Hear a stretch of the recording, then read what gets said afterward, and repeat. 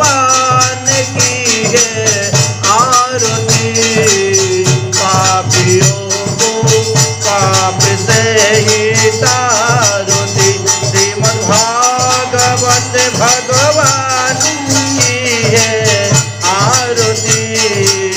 पापियों को पाप से ही तारती। ये अमर ग्रंथ, ये मुक्ति पंथ, ये पंचम वेद निराला, नव ज्योति जगाने वाला। ये अमर ग्रंथ, ये मुक्ति पंथ, ये पंचम वेद निराला, नव ज्योति जगाने वाला। होरी नाम योगी, होरी धाम योगी, होरी नाम योगी, होरी धाम योगी।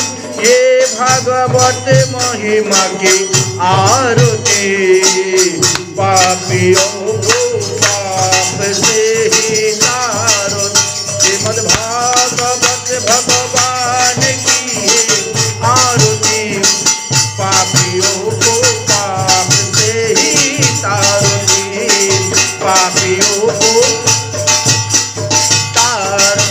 ये शांति गीत पावन पुनीत पाप मिटाने वाला, हरि दर्शन कराने वाला। ये शांति गीत पावन पुनीत पाप मिटाने वाला, हरि दर्शन कराने वाला। ये सुख करनी, ये दुख हरनी, ये सुख करनी, ये दुख हरनी। श्री मधुसूदन की आरती। पापियों को पाप से ही तारती। श्रीमद् भागवत भगवान की है आरती। पापियों को पाप से ही तारती। ये मधुर बोल शत पंथ कुल, शत मार्ग दिखाने वाला, ये बिगड़ी बनाने वाला। ये मधुर बोल शत पंथ कुल, शत मार्ग दिखाने वाला, ये बिगड़ी बनाने वाला। श्री राम योगी घनश्याम योगी, श्री राम योगी घनश्याम योगी। ये भगवत महिमा की आरती। पापियों को पाप से ही तारती। श्रीमद् भागवत भगवान की है आरती। पापियों को पाप से ही तारती। हरे कृष्ण कृष्ण कृष्ण हरे हरे, हरे राम राम राम हरे हरे। हरे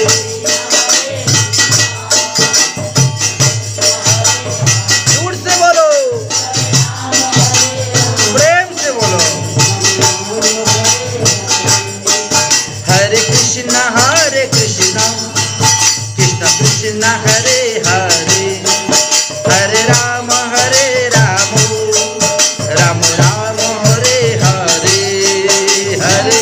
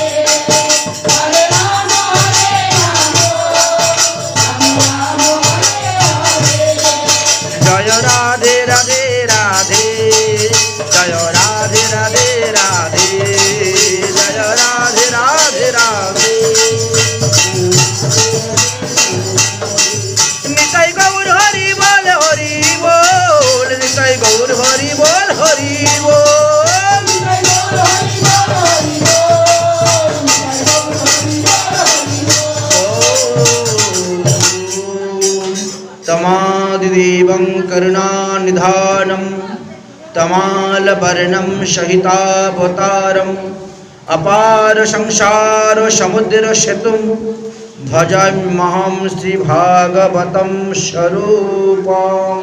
बोलो श्रीमद्भागवत महापुराण की। श्रीमद्भागवत महापुराणेर पंचम स्कंदेर 26 अध्याये आदरणीय सुखदेव जी बोलें, हे महाराज परीक्षित, এই ত্রিজগতের অন্তরালে পৃথিবীর দক্ষিণ দিকে ভূমির অধোভাগে জলের উপরিস্তরে নরক নামে একটি স্থান আমাদের আছে। সূর্যের পুত্র যম সেই পুরীর রাজা। তিনি কি করেন, তার অসংখ্য দূত আছে, সেই দূতদেরকে পাঠিয়ে মৃত ব্যক্তিদের জীবাত্মাকে নিয়ে যান, আর সেখানে গিয়ে যেই মৃত ব্যক্তির জীবাত্মার সঙ্গে হলো তার রাজত্ব করা। তবে যারা পুণ্যবান ব্যক্তি, ধর্মরাজ যম তাদেরকে স্পর্শ করেন না, একমাত্র পাপীদেরকে নিয়েই তিনার রাজত্ব। তিনার এই রাজ্যেতে 84 লক্ষ নরককুণ্ড আছে। তার মধ্যে 28টি নরককুণ্ড বড় ভয়ঙ্কর নরককুণ্ড। আমরা এই পৃথিবীতে বাস করার জন্য, জীবন ধারণ করার জন্য, দেহ রক্ষার জন্য আমরা মনের দ্বারা, বাক্যের দ্বারা, দেহের দ্বারা, কায় মন বাক্যে যে সমস্ত পাপ আমরা করে যাচ্ছি, অপকর্ম কুকর্ম করে যাচ্ছি, যদি মৃত্যুর পূর্বে আমরা সেই সমস্ত পাপের প্রায়শ্চিত্ত না করি, তাহলে মৃত্যুর পর আমাদেরকে ঘোর নরক যন্ত্রণা ভোগ করিতে হইবে। এই জন্যই আগে থেকে প্রায়শ্চিত্ত করে নিতে হয়। পরীক্ষিত মহারাজ জিজ্ঞাসা করলেন, গুরুদেব, আমাদের পৃথিবী হইতে নরক কত কিলোমিটার দূরে আছে? বললেন 11,88,000 কিলোমিটার। 11,88,000 কিলোমিটার দূরে এই নরককুণ্ড অবস্থান করিতেছে। তার মধ্যে যে ভয়ঙ্কর 28টি নরক, তার নাম আমি বলিতেছি, তুমি শ্রবণ করো। 1 নম্বরে হলো তামস্ত্রী নরক, দ্বিতীয় অন্ধ তামস্ত্রী নরক, তৃতীয় রৌরব নরক, চতুর্থে মহারৌরব নরক, পঞ্চমে কুম্ভীপাক নরক, ষষ্ঠতে কালসূত্র নামক নরক, সপ্তমে অশিপত্র নামক নরক, অষ্টমে শকুরমুখ নারক নরক, নবমে অন্ধকূপ নারক নরক, আর দশমে কৃমি ভুজ নামক নরক, একাদশে সংদ্রষ্ট নামক নরক আছে, 12 নম্বরে, দ্বাদশ নম্বরে তপ্তশৌলী নামক নরক, 13 নম্বরে বজ্র সংকট শালমলী নামক নরক, 14 বৈতরণী নামক নরক, 15 পূজ্যস নামক নরক, 16 প্রাণবোধ নামক নরক, 17 বিশেষণ নামক নরক, 18 লালামুখ নামক নরক, এবং 19 সারমেধা নামক নরক, 20তে অবচিত নামক নরক, 21তে অয়পান নামক নরক, 22তে খারমর্দন নামক নরক, 23 রক্ষগণ ভোজন নামক নরক, 24 শূলপুত নামক নরক, 25তে দণ্ডশুক নামক নরক, 20তে অটবিন্তে উদক নামক নরক, 27তে পর্যাবর্তন নামক নরক, এবং 28তে সূচিমুখক নামক নরক। এই 28টি নরকের কথা আমি তোমার না কাছে বিস্তারিতভাবে বর্ণন করব। এই পৃথিবীতে কোন কোন পাপ করার পর আমাদেরকে কোন কোন নরকে যেতে হয় এবং কতদিন পর্যন্ত সেই নরকের মধ্যে বাস করিতে হয়। আমরা যে সমস্ত পাপ করে থাকি, আমাদের এই পাপগুলোকে 5টা ঘরের মধ্যে ফেলা হয়েছে। সেই 5টি ঘর কি কি? অতিপাতক, মহাপাতক, অনুপাতক, উপপাতক, জাতি সংকীর্ণী পাতক বলা হয়েছে। তাছাড়াও সংকীর্ণ পাতক, অপাত্রীকরণ পাত্রক এবং মলাবহ নামক পাতক, প্রকীর্ণ নামক পাতক, এইভাবে 9টি ভাগে বিভক্ত করা হয়েছে। আমরা যে সমস্ত পাপ করব ওই এক একটা ঘরের মধ্যে গিয়ে সেইগুলা জমা হবে। কোন পাপ করলে তাকে অতিপাতক বলবে, কোন পাপ করলে তাকে মহাপাতক বলা হবে, কোন পাপ করলে তাকে অনুপাতক বলা হবে ইত্যাদি বিষয়ে আলোচনা করে গিয়েছেন শাস্ত্রে। যেমন অতিপাতক বলতে কাকে বোঝাচ্ছে? মাতৃগমন, কন্যাগমন, পুত্রবধূ গমন ইত্যাদি পাপকে বোঝায়। এইভাবে আরও অনেক পাপের কথা বর্ণন করে গিয়েছেন। মহাপাতক ব্রহ্মহত্যা, সুরাপান, ব্রাহ্মণের স্বর্ণচুরি, গুরুপত্নী হরণ ইত্যাদিকে মহাপাতক বলা হয়। অনুপাতক নিচ জাতির ব্যক্তি হয়ে উচ্চ জাতির পরিচয় দেওয়া বা যে দোষ প্রকাশ করিলে রাজার নিকটে গো ব্রাহ্মণের প্রাণদণ্ড হইতে পারে, সেই দোষ লোকের নিকটে বা রাজার নিকটে বলে দিলে যে পাপ হয় তাকে অনুপাতক বলা হয়। গুরুজনের সঙ্গে মিথ্যা কথা বলা, মিথ্যা চরিত্র রটনা করা ইত্যাদিকে অনুপাতক বলা হয়। উপপাতক পরস্ত্রীতে গমন, আত্মবিক্রয়ী, গুবধ, পিতামাতা গুরুজনকে ত্যাগ ইত্যাদিকে উপপাতক বলা হয়ে থাকে। জাতি সংকীর্ণ পাতক দণ্ড দ্বারা ব্রাহ্মণ বৈষ্ণবকে প্রহার করা, পেঁয়াজ রসুন সেবন করা, মদ্য মাংস ভক্ষণ করা, পশুমিথুন আদি করা ইত্যাদিকে জাতি সংরক্ষণ পাপ বলা হয়। সংরক্ষণ পাপ গ্রাম এবং অরণ্যের নিরহ পশুকে হত্যা করে ভক্ষণ করা, এইগুলা হলো সংকীর্ণকরণ পাপ বলা হয়ে থাকে। অপাত্রীকরণ পাপ কাকে বলা হয়? অপাত্রীকরণ পাপ বলতে কদর্য দ্বারা জীবিকা অর্জন করা এবং মিথ্যা ভাষণ দেওয়া, মিথ্যা মামলা মোকদ্দমাতে মিথ্যা সাক্ষী দেওয়া হয়ে থাকে। মালাবহন পাপ বলা হয় পশু হত্যা করলে, জলচর প্রাণী মৎস্যাদিকে বধ করলে, কৃমিকীটকে হত্যা করলে এটা মালাবহ নামক পাপ হয়ে থাকে। আর কিছু কিছু পাপ আছে যে সমস্ত পাপ করা সত্ত্বেও যম মহারাজ সেটা খাতার মধ্যে লিখেন না। সেই পাপ আবার কোনটা? মশা, মাছি, পিঁপড়া প্রভৃতিকে বধ করলেও প্রাণ হয়, পাপ হয়, কিন্তু সেটা যম মহারাজ সেখানে লিখেন না। তাহলে আসুন আমরা এই যে 9 প্রকার পাপের কথা বিভক্ত করা হয়েছে তার মধ্যে বহু পাপ আছে। এই সমস্ত পাপের কথা আমরা এখন বলবো। এগো পর নারী হরি আছে যে জন কৌতুকে,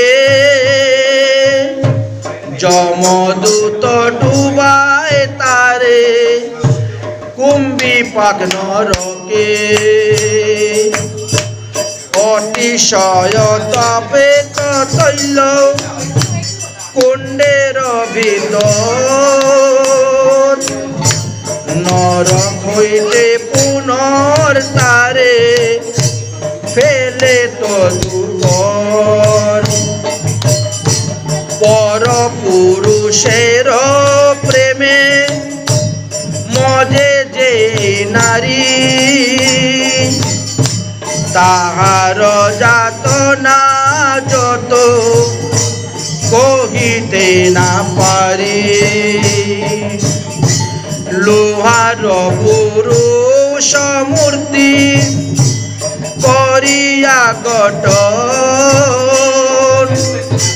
ব্রহ্মযজ্ঞে কুণ্ডে তারে করিবে দহন। বাল সূর্য প্রায় যেন সেই পুরুষ জলে, সেই নারী যমদূত দে তার কুলে। ত্রাণে ডাকে পাপী সর্বঙ্গ পুরে, যন্ত্রণাতে ছটে পট করে প্রাণ না যায় ছেড়ে। পর প্রাণী পানে যেবা চায় এক চিতে, দুই চক্ষু তাহার দেখো উঠায় যমদূতে। পরস্থিতে আসক্তি হয়ে রয়ে যে জন, বৎসর সহস্র কোটি নরকে ভুঞ্জন। পুত্র কন্যা তাতে যদি জন্মে আরো বার, কোটি কল্প বর্ষে তাহার নাহি কয়ুদ্ধার।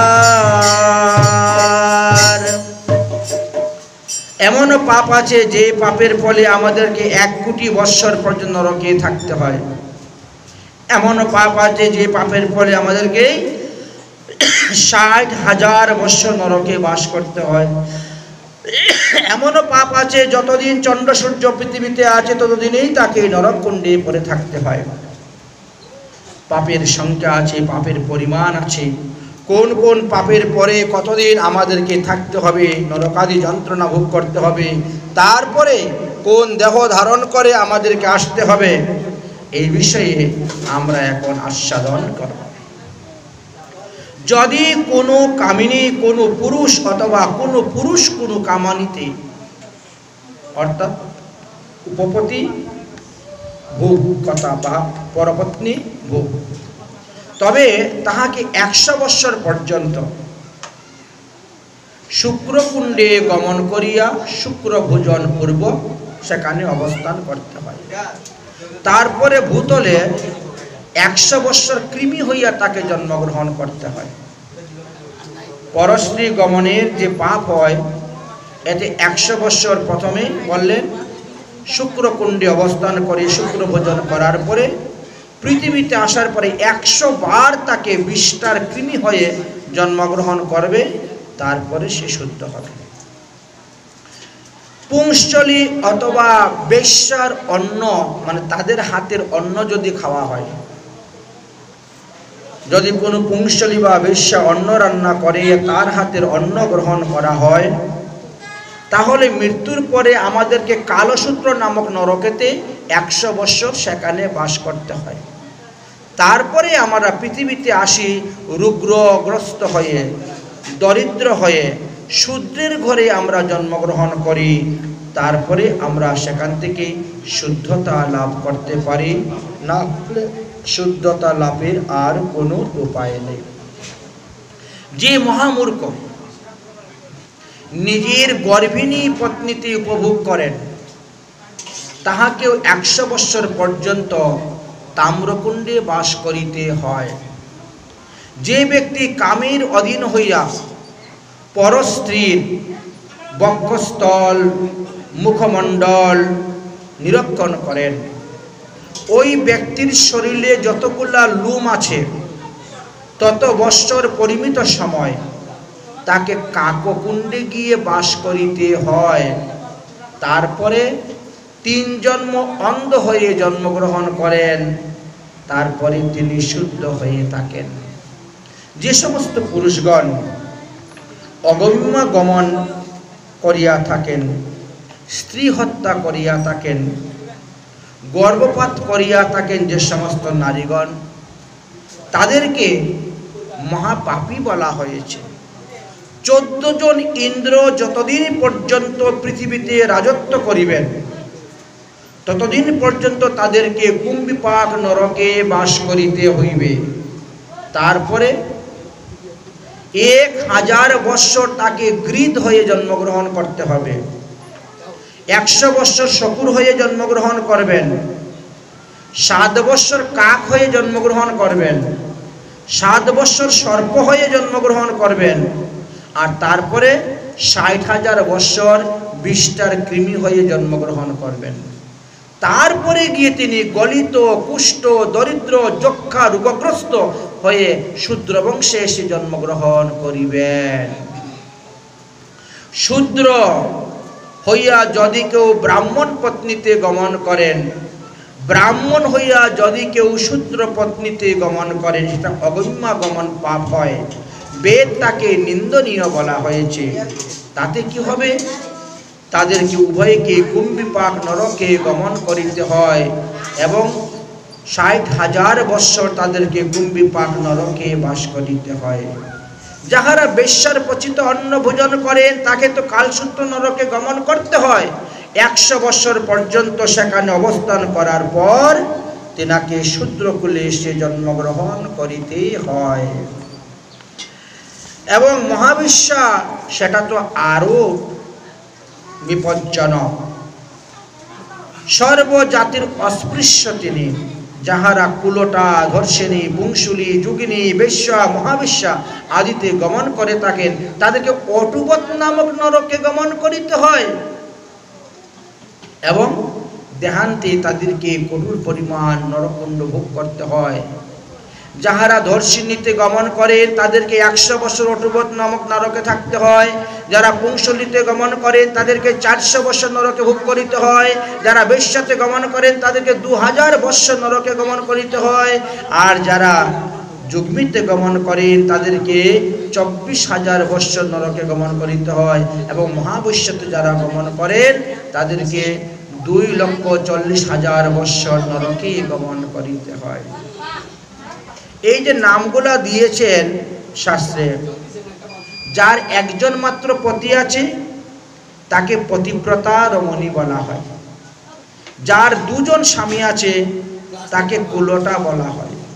যার ৩ জন স্বামী আছে তাকে ধর্ষিণী বলা হয়। যার ৪ জন স্বামী আছে তাকে পুংসলী বলা হয়। যার ৫ জন আছে তাকে যুগ্মী বলা হয়। যার ৭ জন আছে তাকে মহাযুগ্মী বলা হয় এবং যার ৯ জন আছে তাকেই বেশ্যা, মহাবেশ্যা বলা হয়েছে।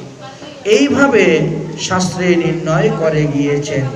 সুতরাং আমরা যার হাতের অন্ন গ্রহণ করব তার পাপ আগে আমাদের দেহের মধ্যে প্রবেশ করবে। তাই জেনে শুনে পতিতা নারীদের হাতের অন্ন গ্রহণ করিতে নাই। যে ব্যক্তি পুংসলির অন্ন ভোজন করেন অথবা পুংসলির অর্থে জীবন ধারণ করে নির্বাহ করেন, তার শরীরে যতগুলা লোম আছে তত বৎসর পর্যন্ত তাকে লালামুখ নামক নরকে বাস করিতে হয়। আর পরে সুররূপগ্রস্ত হইয়া তাকে পৃথিবীতে জন্মগ্রহণ করিতে হয়। কুলুটা নারীর গমনেতে পরজন্মে আপনি তিতিক্ষ নামক পক্ষী হয়ে জন্মগ্রহণ করবেন। ধর্ষিণী নারীতে যারা গমন করেছেন তারা পরজন্মে কাক হয়ে জন্মগ্রহণ করবেন। পুংসলী নারীতে যারা গমন করেছেন তাদেরকে কুকিল হয়ে জন্মগ্রহণ করতে হয়। বেশ্যা নারীতে যিনি গমন করেছেন তাকে বক হয়ে জন্মগ্রহণ করতে হয়। যুগ্মী নারীতে যিনি গমন করেছেন তাকে শকুর হয়ে জন্মগ্রহণ করতে হয়। আর মহাবিশ্বাতে যিনি জন্মগ্রহণ করছেন তিনি শালমলি বৃক্ষ হয়ে শ্মশানের মধ্যে ৭ বার জন্মগ্রহণ করে থাকেন। বেশ্যা নারীতে গমনে কি হয়? বেদন নামক নরকে গিয়ে যন্ত্রণা পেতে হয়। যুগ্মী নারীতে গমনের দ্বারা দণ্ডতারণ নামক নরকে গিয়ে শাস্তি পেতে হয়। মহাবিশ্বাতে গমনের দ্বারা জালবন্ধ নামক নরকে গিয়ে শাস্তি পেতে হয়। কুলোটা নারীতে গমনে দেহচূর্ণ নামক নরকে গিয়ে শাস্তি পেতে হয়। পুংসলী নামক নারীকে গমনে দলন নামক নরকে গিয়ে বাস করিতে হয় এবং ধর্ষিণী নামক নারীতে গমন করলে শুশক নামক নরকে গিয়ে বাস করিতে হয়। এই যে শ্রেণীবিভাগ করে দেওয়া হয়েছে, এই সমস্ত নারীতে গমন করলে পরে কি হয়? মন্বন্তর কাল পর্যন্ত বিষ্ঠা, মূত্র, ভুজি সেই কৃমি হয়ে জন্মগ্রহণ করিতে হয় ১,০০,০০০ বৎসর পর্যন্ত। আর ব্রাহ্মণ ব্রাহ্মণীতে, ক্ষত্রিয় ক্ষত্রিয়তে, বৈশ্য বৈশ্যতে, শূদ্র শূদ্রতে অথবা সবর্ণের মধ্যেও যদি কেউ পরদারগ্রস্ত হয় তাহলেও তাহাকে নরকে যেতে হয়। 12 বৎসর পর্যন্ত কাশ নামক নরকে গিয়ে বাস করতে হয়, সেখানে তপ্ত কাশয় দুঃখ পান করিতে হয়। ব্রাহ্মণ যদি ক্ষত্রিয় অথবা বৈশ্য ভোগ করেন তবে উভয়কে শূল নামক নরকে গমন করিতে হয় এবং সেখানে প্রদত্ত মূত্র ভোজন করিয়া 14 ইন্দ্র পর্যন্ত যন্ত্রণা ভোগ করিতে হয়। তারপরে 7 জন্ম বরাহ, 3 জন্ম ছাগল জনিতে তাকে জন্মগ্রহণ করিতে হয়। আমাদের মহাজনগণ বলেছেন, অরে গুরু পত্নী হরে যেই জন অথবা ব্রাহ্মণী, তাহার দুঃখের কথা শুনো নৈপমুনি। বড় বড় লোহার মুদ গর গোটা গোটা, চারিদিকে মুদ গরের বিপরীত কাটা, চারিদিকে মুদ গরের বিপরীত কাটা। হস্ত বন্ধ বাঁধি তারে দিয়া চর্ম ধরি, মস্তকের প্রহার করে মুদুগারের বাড়ি। প্রহারেতে জ্বর জ্বর মাথা ছাড়ে পচাবার, অবুদয়ের বুদ কীট খুলি খায় মান। বিষ্ঠা কুণ্ডে ফেলে তারে লোহার বাড়ি মারি, প্রাণ যায় বিষ্ঠা খায় হাবুডুবু করি। পুরুষের এই রূপ যে করহে তার না, অষ্টগুণ অধিক দে নারীকে যন্ত্রণা। যেই ব্যক্তি অধিকার পুরুষ বঞ্চন করি, তাহার স্ত্রী দেবীকে উপভোগ করে, সেই পাপের ফল এবার শোনো হে রাজন। অন্ধতামসিত নরকে করে সে গমন। যেই পুরুষ ইহলোকে অবৈমা গমন করিয়া তাকে তিনাকে নরক যন্ত্রণা ভোগ করিতে হয়। যেই রমণী কূপভরে বিরূপ মুখ করিয়া স্বামীকে দর্শন করে বা কটুবাক্য প্রয়োগ করে, সেই নারী স্বামীর শরীরে যতগুলা লোম আছে তত বৎসর পর্যন্ত উল্কামুখ নামক নরকেতে বাস করিতে হয়। যমের কিঙ্করগণ তাহার মুখে উল্কা প্রদান করিয়া থাকে, তাহার মস্তকে দণ্ড আঘাত করিয়া থাকে। এই নারীকে তারপরে 7 জন্ম রোগগ্রস্ত হইতে হয়, বিধবা হইয়া থাকতে হয়, বৈধিতক দুঃখ ভোগ করিয়া তারপরে তিনি শুদ্ধ হইয়া থাকেন। যে সমস্ত মনুষ্যগণ স্বয়ং বলবান বলিয়া মানুষের সঙ্গে খলতা করেন, বন্ধুদের সঙ্গে প্রতারণা করেন, আত্মীয় স্বজন ইষ্টি কুটুম্বকে কটুবাক্যের দ্বারা দগ্ধ করেন, মৃত্যুর পর তাদেরকে বহ্নিকুণ্ড নামক নরকে গিয়ে বাস করতে হয় এবং হুতাসনের মধ্যে কাত্র লোক পরিমিত বৎসর পর্যন্ত তাদেরকে থাকতে হয়। তারপরে 3 জন্ম তারা পশুজনিতে গিয়ে জন্মগ্রহণ করিতে হয়। যে ব্যক্তি সমর্থ থাকা সত্ত্বেও, ধন সম্পত্তি টাকা পয়সা থাকা সত্ত্বেও তিনি আত্মীয় স্বজন ইষ্টি কুটুম্বকে ভরণ পোষণ করেন না, কৃপণতা করেন, কেবল নিজের দেহই পোষণ করেন, সেই ব্যক্তি মহারৌরব নামক নরকতে গিয়ে পতিত হন। যে সমস্ত কুটুভাষিনী নারীগণ নিরন্তর স্বামীকে কটুবাক্যের দ্বারা ক্লেশ দান করেন, তাদেরকে মৃত্যুর পরে কণ্টক কুণ্ডকে বাস করিতে হয়। যমদূতগণ দণ্ড দ্বারা তাদেরকে প্রহার করেন এবং 4 যুগ পরিমিত সময় তাদেরকে সেখানে অবস্থান করতে হয়। তারপরে 7 জন্ম তারা বৈধর অর্থাৎ অন্ধ হয়ে জন্মগ্রহণ করিতে হয়। যে রমণী স্বামীতে কুটুম্বতে ক্লেশ দান করেন, অতিথির সেবা করেন না, তাদেরকে গোহত্যা করলে যেই পাপ হয় সেই পাপী হয়ে তাদেরকে নরক যন্ত্রণা ভোগ করতে হয়। যে ব্যক্তি এই সংসারে ধনাদি আমার, কুটুম্ব আমার, এই সকল অহংকার করিয়া থাকেন এবং চাকর বাকরদেরকে দুঃখ প্রদান করিয়া থাকেন, সেই ব্যক্তিকে মৃত্যুর পরে রৌরব নরকে পতিত হইতে হয়। যে ব্যক্তি গৃহ আগত তৃষ্ণার্ত সাধু গুরু বৈষ্ণবের সেবা করে না,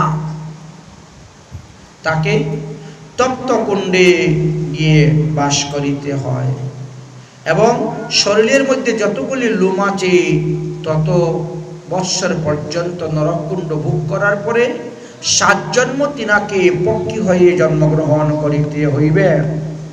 যাহারা ঈশ্বর মানে না, যারা ঈশ্বরকে না দিয়ে ভোজন করতেছেন, তারা চুরি করার পাপে পাপী, তাদেরকে ক্লেশদ নামক কুণ্ডেতে নিয়ে যমদূত 100 বৎসর পরিমিত সময় রেখে দেয়। তারপরে তারা 100 বৎসর প্রেত হয়ে সেই ক্লেশ মূত্র গড় পূজ্য বিষ্টাদি ভক্ষণ করিয়া শুদ্ধ হইতে পারে। যাহারা পিতা মাতা গুরুজনের সেবা করে না, ভার্যা পুত্র কন্যা অনাথ জনের সেবা করে না, ভরণ পোষণ করে না, তাদেরকেও যমদূত গড়কুণ্ড নামক নরকের মধ্যে 1000 বৎসর নিয়ে ফেলে রেখে দেয়। সেখানে 100 বৎসর থাকার 1000 বৎসর থাকার পরে 100 বার তিনাকে ভূত জনিতে জন্মগ্রহণ করিতে হয়।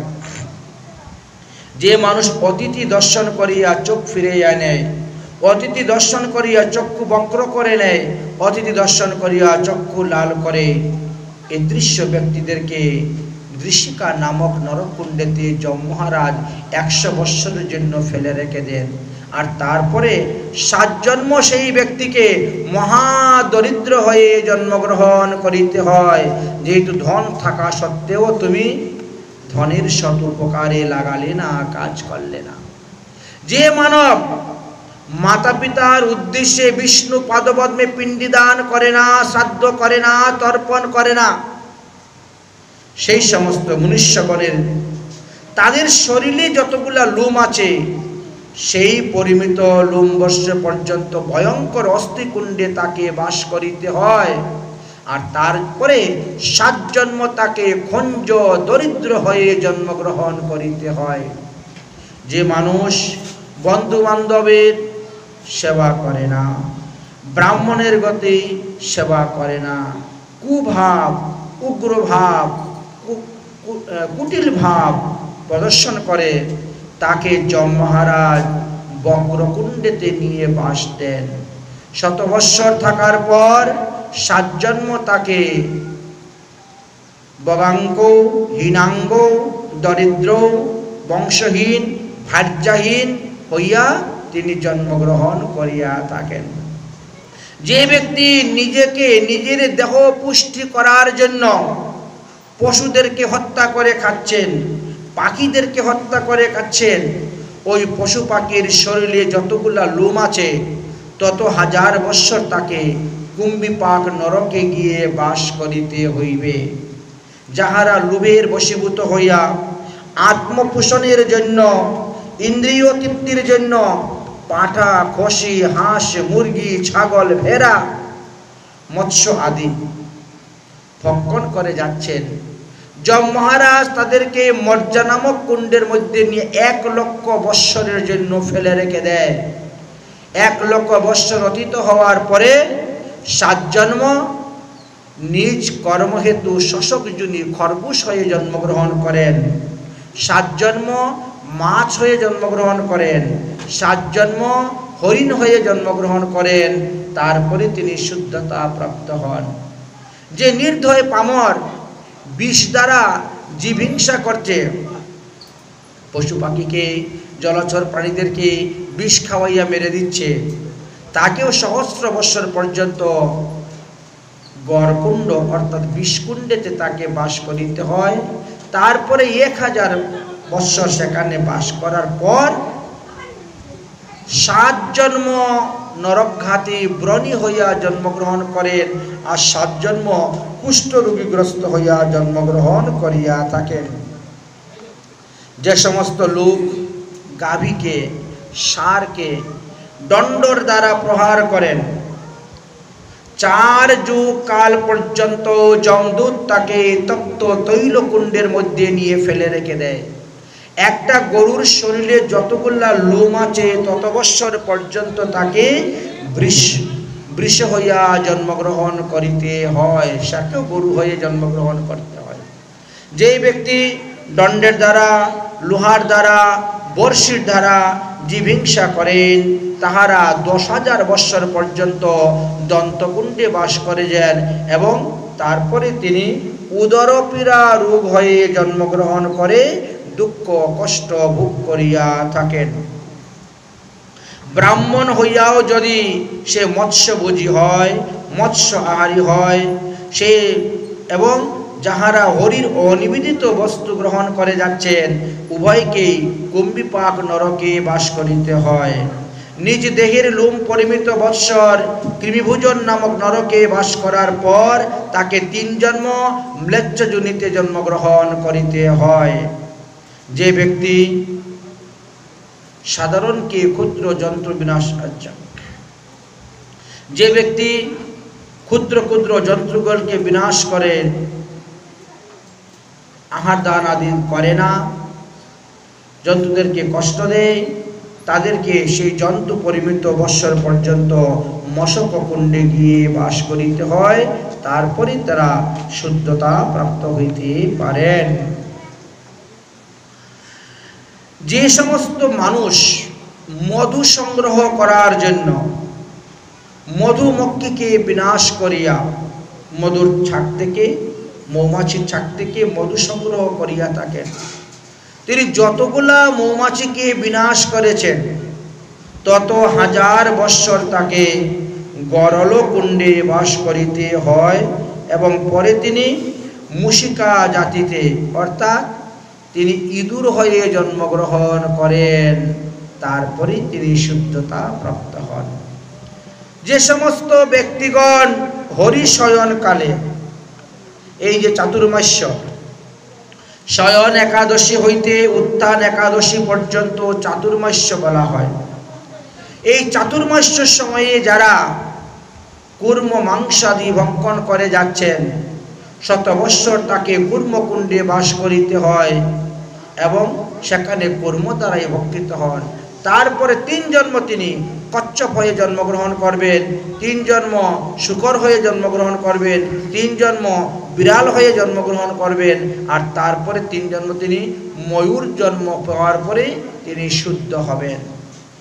যে নিদারুণ ব্যক্তি দয়াহীন, খড়গ দ্বারা জীব হত্যা করে যাচ্ছে কসাই, সেই পাপাত্মা 14 জন ইন্দ্র যতদিন পর্যন্ত রাজত্ব করবেন ততদিন তাকে অশীপত্র নামক নরকে গিয়ে বাস করিতে হইবে। তারপরে 100 জন্ম তাকে খঞ্জ পক্ষী হয়ে জন্মগ্রহণ করতে হবে, 100 জন্ম শকুর হয়ে জন্মগ্রহণ করতে হবে, 7 জন্ম কুকুর হয়ে জন্মগ্রহণ করতে হবে, 7 জন্ম শৃগাল হয়ে জন্মগ্রহণ করতে হবে, 7 জন্ম বাঘ হয়ে জন্মগ্রহণ করতে হবে, 7 জন্ম বৃক্ষ হয়ে জন্মগ্রহণ করতে হবে, 7 জন্ম গন্ডার হয়ে জন্মগ্রহণ করতে হবে, তারপরে 3 জন্ম মহিষ হয়ে জন্মগ্রহণ করার পর তিনি শুদ্ধ হইয়া থাকেন। ইহলোকে যে ব্যক্তি ব্রহ্মঘাতী তাকে কালসূত্র নামক নরকে গিয়ে বাস করতে হয় ওই ব্রাহ্মণের লুম পরিমিত বৎসর পর্যন্ত। যে ব্যক্তি বেদুক্ত মার্গ ত্যাগ করিয়া পাষণ্ড মত পথ অবলম্বন করিয়া জীবনযাপন করতেছেন তাকে অশীপত্র নামক নরকে গিয়ে বাস করিতে হয়। যে জীব পরক্রিয় দত্ত উপদত্ত কলত্র অপহরত্ব হরণ করিয়া থাকেন তাকে তামশ্রী নামক নরকেই পতিত হয়। যে রাজা অথবা রাজপুরুষগণ দণ্ডের অযুক্ত ব্যক্তিকে মিথ্যা সাক্ষী প্রণয়ের দ্বারা তাকে দণ্ডবিধান করিয়া থাকেন, যারা ব্রাহ্মণের শরীরে বৈষ্ণবের শরীরে দণ্ড প্রদান করেছেন তাদেরকে সগুরমুখ নামক নরকে গিয়ে বাস করিতে হয়। যমেন শুচিতম তস্য নরকম যাতনাকুলম মুখং ন তস্য দৃষ্টব্য যেন দৃশ্য ন জাগরম। যে ব্যক্তি হরির জাগরণ অর্থাৎ উত্থান একাদশী, কার্তিক মাসের শুক্লপক্ষে এই উত্থান একাদশী হয়, এই দিবসে যে মন্দিরে গিয়ে ভগবানের বিগ্রহ দর্শন করে না, যম মহারাজ তাকে যাতনাময় নরকের মধ্যে নিয়ে ফেলে দেয় এবং কদাচিৎ কখনো তার মুখের দিকে আর তিনি তাকান না। সেখানেই তাকে পড়ে থাকতে হয় আর কষ্টভোগ করিতে হয়।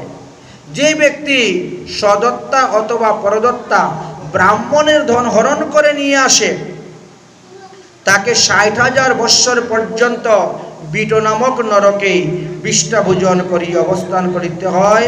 তারপরে 60,000 বৎসর বিষ্ঠার কৃমি হয়ে তাকে জন্মগ্রহণ করিতে হয়।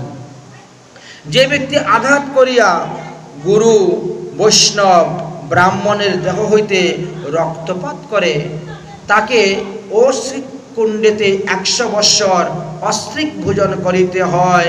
তারপরে 7 জন্ম ব্যাধ হইয়া ক্রমে পবিত্রতা লাভ করিতে পারেন। যে মানব ব্রাহ্মণের স্বর্ণ অপহরণ করে সে মূঢ় ব্যক্তি, তার শরীরে যতগুলা লোম আছে তত বৎসর পর্যন্ত তাকে সঞ্চানন কুণ্ডেতে বাস করিতে হয়। সেখানে সঞ্চনগণের দ্বারা বিষ্ঠা ভোজন করিতে হয়। তারপরে 3 জন্ম অন্ধ, 7 জন্ম দরিদ্র, তারপরে 7 জন্ম স্বর্ণ বণিক হয়ে তিনি জন্মগ্রহণ করিয়া থাকেন। যে ব্যক্তি দেবমূর্তি চুরি করে, দেবতার দ্রব্য অর্থাৎ ঠাকুরের বাসনপত্র চুরি করে নিয়ে যায়, পোশাক চুরি করে নিয়ে যায়, সেই ব্যক্তির শরীরে যতগুলা লোম আছে তত পরিমিত বৎসর পর্যন্ত বজ্রকুণ্ডে তাকে বাস করিতে হয়। যে ব্যক্তি দেবতা বা ব্রাহ্মণের রূপা, তামা, লোহা, ঘৃত, বস্ত্র অপহরণ করিয়া থাকেন সলুম পরিমিত বৎসর পর্যন্ত তাকে পাষাণ কুণ্ডেতে বাস করার পরে 3 জন্ম বক, 3 জন্ম শ্বেতহংস, 1 জন্ম চিল, বহু জন্ম শ্বেতপক্ষী এবং 7 জন্ম শূলগ্রস্ত অল্প আয়ু মানব দেহ তিনি লাভ করিয়া থাকেন। যে ব্যক্তি ব্রাহ্মণ বা দেবতার পিতলের বাটি, কাঁসার বাটি হরণ করিয়া নেয় তাকেও সলুম পরিমিত বৎসর পর্যন্ত তীক্ষ্ণ পাষাণ কুণ্ডে বাস করার পরে 7 জন্ম অশ্ব মানে ঘোড়া হয়ে তাকে জন্মগ্রহণ করতে হয়।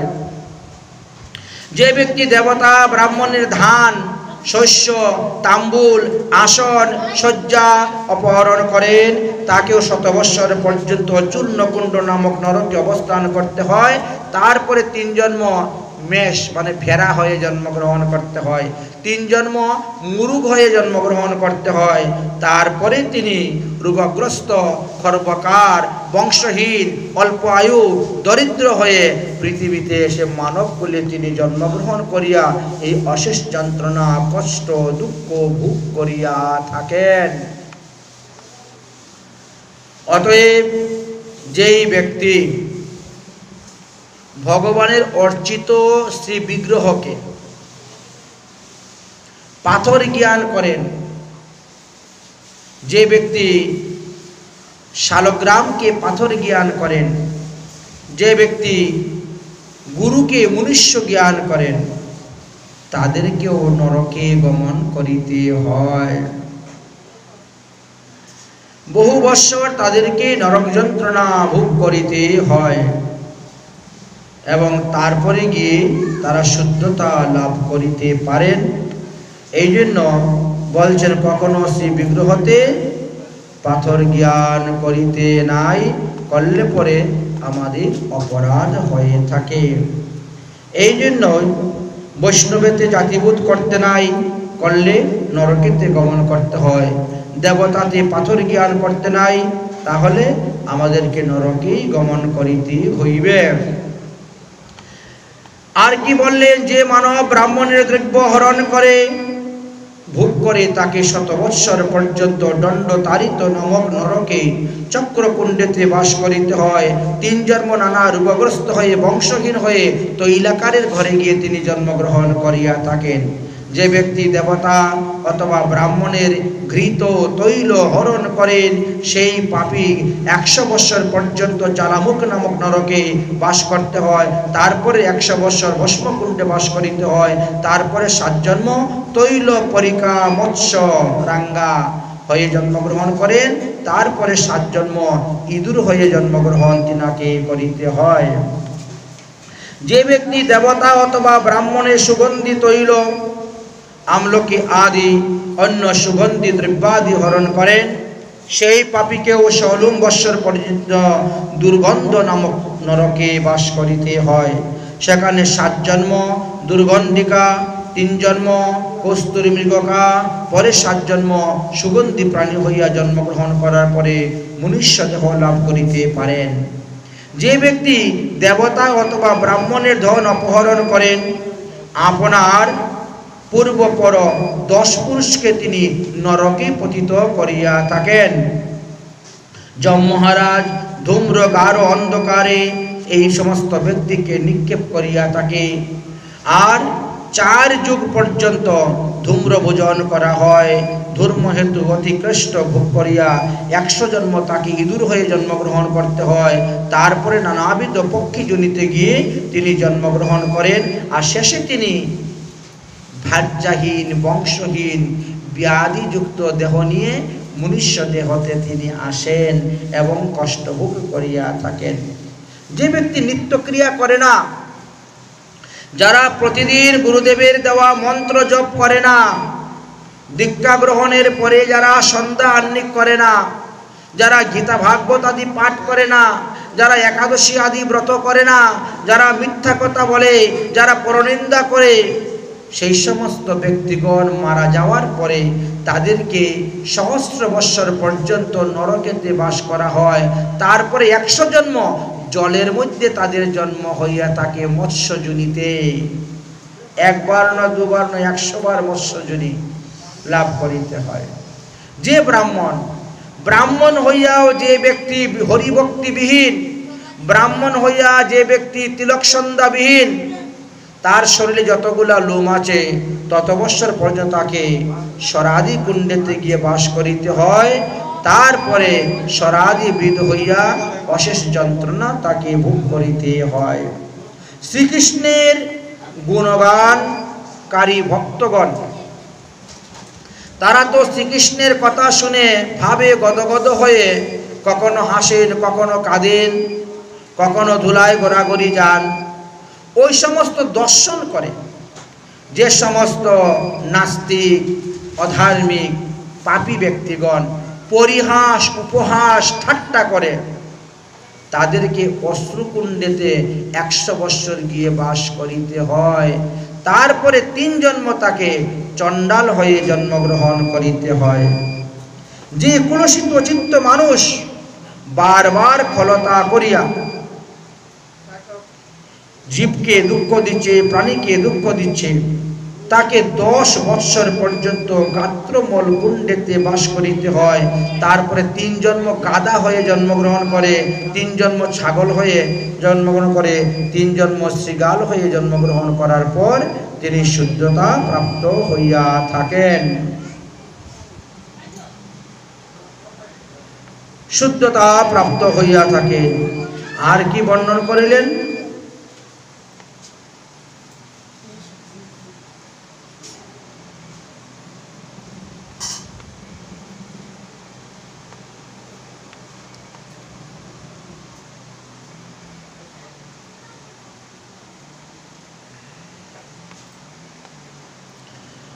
মানবগণ অভিমান বশত অনেক সময় দেখা যায় যারা অন্ধ, যারা কানে শুনে না, তাদেরকে নিয়ে ঠাট্টা, পরিহাস, নিন্দা করেন। এই নিন্দার ফলে যম মহারাজ তাদেরকে কর্ণবীট নামক নরকেতে বাস দেয়। সেখানে কর্ণমল সেখানে ভোজন করিতে হয়। তারপরে 7 জন্ম ব্যাধি, দরিদ্রতা, দেহ তা থেকে অঙ্গহীন হয়ে জন্মগ্রহণ করিতে হয়। যে বলিষ্ঠ ব্যক্তি বল দ্বারা, ফলত দ্বারা, হিংসা হেতু অপরের পিতৃ সম্পত্তি জোর করে, দখল করে ভোগ করতেছে, তাকে যম মহারাজ তপ্তশৌলী নামক নরকের মধ্যে নিয়ে ফেলে দেয় এবং সেখানে দিবানিশি সন্তপ্ত হইতে থাকেন। সেখানে তপ্ত তৈলের ন্যায় জীবগণ নিরন্তর দগ্ধ হয়ে ভস্মীভূত হন এবং ভোগ দেহ তাদের বিনাশ হয় না। সেই পাপী ওই নরকে 7 মন্বন্তর কাল পর্যন্ত নরকে অবস্থান করিতে হয়। তারপরে অনাহারী অবস্থায় তাকে থাকতে হয়। 6000 বৎসর বিষ্ঠার কৃমি হয়ে, ভূমিহীন দরিদ্র হয়ে তিনাকে পৃথিবীতে এসে মনুষ্য দেহে জন্মগ্রহণ করিতে হয়। যে মানব অপরের কানের মধ্যে মুখ দিয়ে অন্য লোকের নিন্দা করে, অন্য লোকের চর্চা করে, ব্রাহ্মণ বৈষ্ণব নিন্দা করে, পরদোষ সর্বদা ব্যাখ্যা করে, সেই পাপীকে 3 যুগ পর্যন্ত সূচিমুখ নামক নরকে গিয়ে বাস করিতে হয়। তারপরে 7 জন্ম বিচা হয়ে জন্মগ্রহণ করে, 7 জন্ম সর্প হয়ে জন্মগ্রহণ করেন, 7 জন্ম বজ্রকীট দেহ লাভ করিয়া থাকেন, তারপরে 7 জন্ম ভস্মকীট হয়ে জন্মগ্রহণ করেন, তারপরে মহারোগগ্রস্ত হয়ে মানবজনিতে এসে তিনি জন্মগ্রহণ করিয়া থাকেন। যে ব্যক্তি গৃহে, গ্রামে, নগরে, বিভিন্ন স্থানে মানুষের ঘরে আগুন লাগিয়ে দেয়, মানুষকে পুড়ে মারে, 3 জন্ম 3 যুগ পর্যন্ত তাকে ক্ষুরধার নামক নরকে বিচ্ছিন্ন অঙ্গ হইয়া বাস করিতে হয়। পরিশেষে সেই পাপী বন্যী ব্যক্ত প্রেত হইয়া পৃথিবীতে ভ্রমণ করেন। তারপরে 7 জন্ম অমৃতভোজী প্রাণী হন, 7 জন্ম ক্ষুদ্র হয়ে জন্মগ্রহণ করেন, 7 জন্ম মহাশূলগ্রস্তি এবং 7 জন্ম গলিত কুষ্ঠ ব্যাধি হয়ে জন্মগ্রহণ করার পরে তিনি শুদ্ধতা লাভ করিতে পারেন। গৃহীদিকের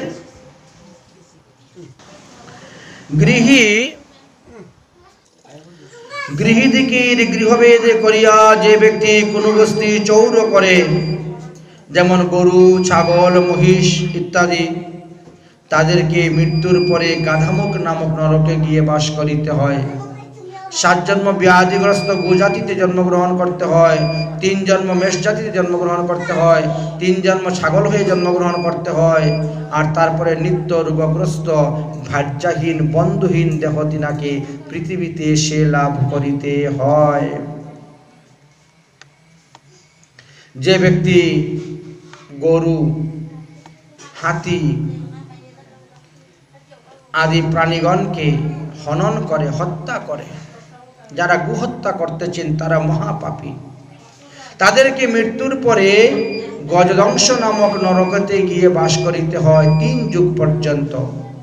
তারপরে 3 জন্ম গজ জাতিতে জন্ম হয়, 3 জন্ম গো জাতিতে জন্ম হয়, আর তারপরে তাদের মুসলমানের ঘরে গিয়ে জন্ম হয়,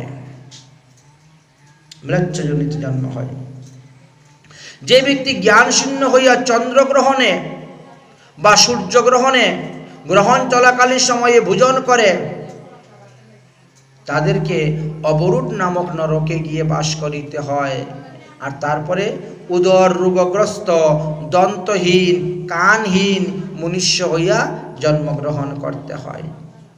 যে মানব স্বীয় কন্যাকে অর্থলোভে বিক্রি করিয়া দেয়, সে মাংসকুণ্ডে গিয়ে বাস করে। ওই কন্যার শরীরে যতগুলা লোম আছে তত বৎসর পর্যন্ত তাকে কন্যার বিষ্ঠা ভক্ষণ করিতে হয়, সেই নরককুণ্ডে অবস্থান করে থাকতে হয়। তারপরে 7 জন্ম তাকে ব্যাধিগ্রস্ত, 7 জন্ম শকুর, 7 জন্ম কুকুর, 7 জন্ম জলঙ্গি পাখি এবং 7 জন্ম কাকজুনিতে জন্মগ্রহণ করিতে হয়। যে সকল ব্যক্তি শ্রীকৃষ্ণের জন্মাষ্টমী, রাধার জন্মাষ্টমী, রামনবমী, শিবরাত্রি আদি ব্রতগুলা পালন করেন না বা একাদশী আদি ব্রত পালন করেন না, তাদেরকে ব্রহ্মহত্যা পাপ করলে যে পাপ হয় সেই পাপে তারা পাপী হন এবং তারা কুম্ভিপাক নরকে গিয়ে বাস করেন। একাদশী আদি ব্রতের দিবসে যতগুলা অন্ন গ্রহণ করেন, এক একটা অন্নতে 1000 পরিমাণ বৎসর, যতগুলা অন্ন গ্রহণ করেন তত 1000 বৎসর তাকে কুম্ভিপাক নরকে বাস করিতে হয়। একমাত্র হরি সেবা ভিন্ন শুভাশুভ কর্মের ফল কিছুতেই খণ্ডিত হয় না। দেখো, জীবগণের শুভ কর্মের ফলের দ্বারা জীব স্বর্গে যায়, আর কুকর্মের ফলে জীবকে নরকে গমন করিতে হয়। যে ব্যক্তি বিনা কারণে মশা মাছি বা পিপিলিকাকেও ব্যথা দেয়, বধ করে, তাদেরকেও অন্ধকূপ নামক নরকে যেতে হয়। যে ব্যক্তি কেবল ধন সঞ্চয় করে অথচ সেই ধন দেবতাদের উদ্দেশ্যে ব্যয় করে না, পঞ্চযজ্ঞ করে না, সেই ব্যক্তির উপরে দেবতারা ক্রুদ্ধ হয়ে যান এবং তার সমস্ত ধন নষ্ট হয়ে যায়। দেহান্তে তাকে কৃমিভুজ নামক নরকে গমন করিতে হয়। যে ব্যক্তি দস্যুবৃত্তি দ্বারা লোকের অর্থ হরণ করে নিচ্ছেন, যমদূতগণ তাদেরকে সংদৃশ্য নামক নরকের মধ্যে পতিত করে রেখে দেয়। যে সমস্ত মনুষ্যগণ সৎকুলে উৎপন্ন হইয়াও ধর্মের মর্যাদা তারা রাখে না, স্বধর্মকে পালন করে না, তাহারা পরলোক গমন করার পরে বৈতরণী নামক নরকের মধ্যে তাদেরকে ফেলে রেখে দেন। যে সকল ব্যক্তি সূচি, সদাচার, নিয়ম সব কিছু ত্যাগ করে দিয়েছেন, লজ্জাহীন বৃষের মতন ঘুরে বেড়াচ্ছেন বা গাভী আদিতে অবিগমন করিতেছেন, তারাও মহাপাপী। তাদেরকে যম মহারাজ নিয়ে পূজ্যস নামক নরকের মধ্যে ফেলে দেয়, আর সেখানে 1000 বৎসর পরিমিত সময় তাদেরকে সেই পূজ্যস নরকে পতিত হতে হয়। যে সকল দস্যুগণ অগ্নিদানের দ্বারা, বিষদানের দ্বারা গ্রামের নিরহ মানুষকে দুঃখ দিচ্ছে, কষ্ট দিচ্ছে, বধ করতেছে, তাদেরকে প্রাণবুটি নামক নরকে গমন করিতে হয়। যে ব্যক্তি দান কার্য বা ক্রয় বিক্রয় কার্যে মিথ্যা কথা বলেন, তাকেও অবর্জিত নামক নরকে বাস করিতে হয়। যে সকল ব্যক্তিরা মদিরা পান করে যাচ্ছেন, যমদূত তাদেরকে পয় নামক নরকে নিয়ে বাস করেন। এবং দস্যুবৃত্তি করে যারা লোকের বদে প্রাণ, তাদের অবস্থা কি হয় যম মহারাজের সেটা বর্ণন করে গিয়েছেন তিনার দূতের নিকটে। অরে দস্যুবৃত্তি করে যে লোকের বদে প্রাণ, অরে দস্যুবৃত্তি করে যে লোকের বদে প্রাণ, দস্যুবৃত্তি করে যে লোকের বদে প্রাণ, করাতে কাটিয়া তারে করে যে খান খান পরধন যে জন করিয়াছেন চুরি যমদূত কাটে তারে খণ্ড খণ্ড করে এক জন দান করে অন্য দেয় হাত তাহার বুকেতে দেয় লৌহ যন্ত্রপাত ছাত্র হয়ে যে জন পুস্তক চুরি করে দারুণ প্রহারে সেই কাঁধে উচ্চ স্বরে যে গৃহস্থ ছোট কাটা নিয়ে মেপে দে ধান হস্ত দুয় কাটি তারে বদিয়ালয় প্রাণ কন্যা দিয়া পাতে রেতে যে লইয়াছে করি তাহার মস্তকে দে বিষ্টার ঝুপরি ব্রাহ্মণের কর্কশ বলে মারে জ্যেষ্ঠ ভাই সারাশিতে জিব্বা টানে উপরুষ নাই বিদ্যা শিখি গুরুকে যে না করে সেবন কর্ম করি দক্ষিণা না দেয় যেই জন আপনা বাখানে যেবা পরনিন্দা করে তাহার সমান পাপী নাই এব সংসারে বিশ্বাসঘাতক হয়ে যে করে জ্ঞানহীন তার মুক্তি নাই চন্দ্র সূর্য যতদিন সেই পাপীরে ক্রমে ক্রমে সব নরকেতে রাখে পৃথিবীতে পাঠিয়ে দিন আমাকে আবার জন্মগ্রহণ করতে হয় তাহলে সম্পূর্ণ পাপ নরকভোগের দ্বারা শেষ হচ্ছে না আর সম্পূর্ণ পুণ্য স্বর্গভোগের দ্বারা আমাদের শেষ হয় না কিছুটা থাকা সত্ত্বেই আমাদেরকে পাঠিয়ে দেন তাই সুখদেব গোস্বামী বললেন হে মহারাজ পরীক্ষিত আমরা মানুষ কি করি বাক্যের দ্বারা মনের দ্বারা দেহের দ্বারা বহুবিধ পাপকর্ম করে থাকি এই পাপগুলো আমাদেরকে মৃত্যুর পূর্বেই তার প্রায়শ্চিত্ত করতে হবে না হলে মৃত্যুর পরে ঘোর নরক যন্ত্রণা ভোগ করতে হইবে অতএব প্রায়শ্চিত্ত করার জন্য যত্নবান হতে হবে আমি ভুল করেছি পাপ করেছি আর পাপ করব না অজ্ঞানে করে পাপ জ্ঞানে হরে এইবার আমি সেই সমস্ত পাপের প্রায়শ্চিত্ত করে দিই হরিনামের দ্বারা পাপ নাশ হয় গীতা পাঠের দ্বারা পাপ নাশ হয় ভাগবতের দ্বারা পাপ নাশ হয় বৈষ্ণব সেবার দ্বারা পাপ নাশ হয় কত রকমের ভাবে আমাদের চন্দ্রায়ন আদি প্রায়শ্চিত্তের কথা তো শাস্ত্রে লেখা আছেই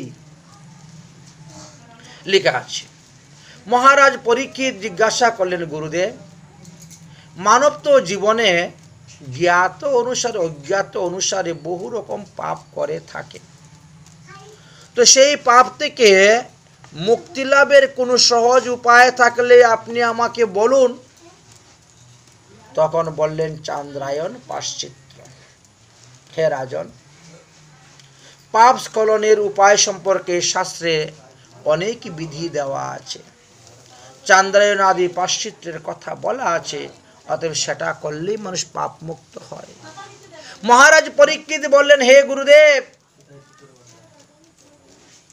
আপনার এই প্রায়শ্চিত্তের কথা শুনে আমি সন্তুষ্ট হলাম না কেন কারণ চান্দ্রায়ণ আদি প্রায়শ্চিত্তের দ্বারা পাপের নাশ হয়, কিন্তু পাপ করার যে প্রবৃত্তি মনের মধ্যে সেটা নাশ হয় না।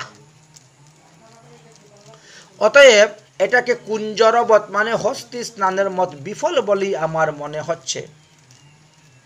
আমরা দেখি মানুষ বৎসরে একটা অষ্টপ্রহর নাম যজ্ঞ দিয়ে দিল আর সারা বৎসর পাপ করে গেল, অর্থ উপার্জন করে যাচ্ছে। এতে কি হবে? এতে পাপের প্রায়শ্চিত্ত হলো না তো।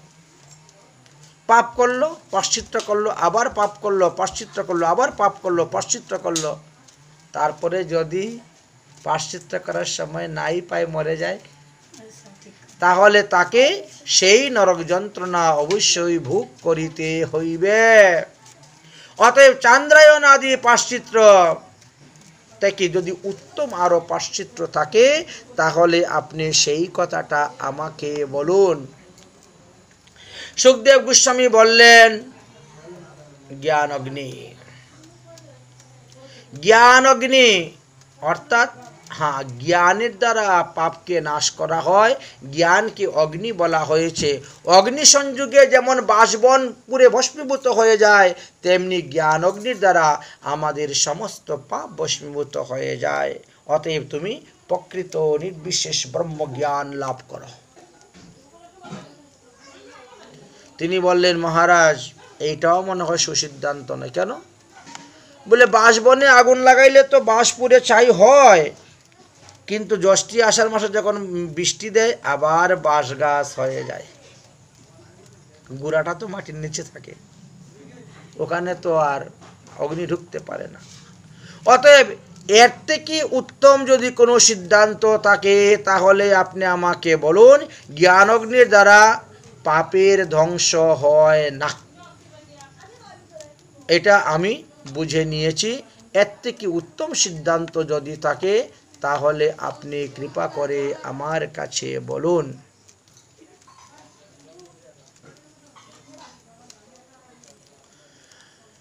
তখন বললেন, জানি জানি পরীক্ষিত, এইগুলা সুসিদ্ধান্ত নয়, এতে পাপ স্খলন হয় না সম্পূর্ণভাবে।